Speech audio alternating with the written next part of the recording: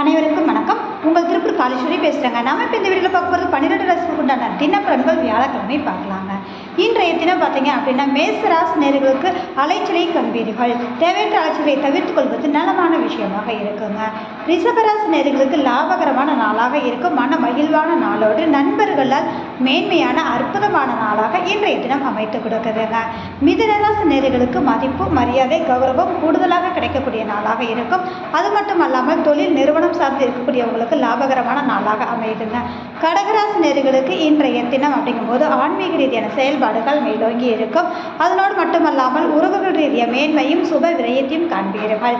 சிம்ம ராசி நேயர்களுக்கு இன்றைய தினம் அப்படிங்கும்போது எதிர்பாராத லாப யோகத்தை சந்திப்பீர்கள். சற்று நிதானமாக செயல்படுங்கள். குடுக்கல் வாங்க இன்றைய தினம் தவிர்த்துக் கொள்வது உங்களுக்கு நலமான விஷயத்தை ஏற்படுத்துங்க. கன்னிராசி நேயர்களுக்கு சந்திக்கக்கூடிய நபர்களால் ஆதாயமும் மேன்மையும் உருவாகும். கணவன் மனைவி உறவுகளிடையே பரஸ்பரம் பெருகக்கூடிய தன்மைகள் கட்டாயம் உண்டுங்க. துலாம் ராசி நேயர்களுக்கு வேலைப்பளு அதிகரிக்கும். கேட்ட இடத்தில் பணம் கிடைக்கக்கூடிய தன்மைகள் உண்டு. பொருளாதார ஆதாயம் நிச்சயமாக நல்ல ஒரு நாளாக இருக்குங்க. உடல் ஆரோக்கியத்தில் கவனமாக இருக்கணுங்க.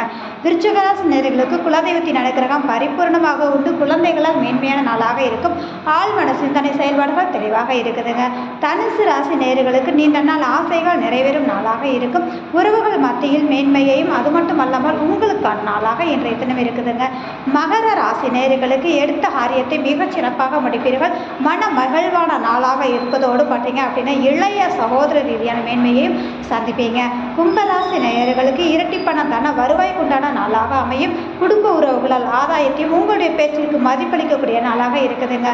மீன ராசி நேயர்களுக்கு இன்றைய தினம் அப்படிங்கும் போது பார்த்தீங்கன்னா சோம்பலை விட்டால் போதுமான விஷயம் அப்படின்றதாங்க.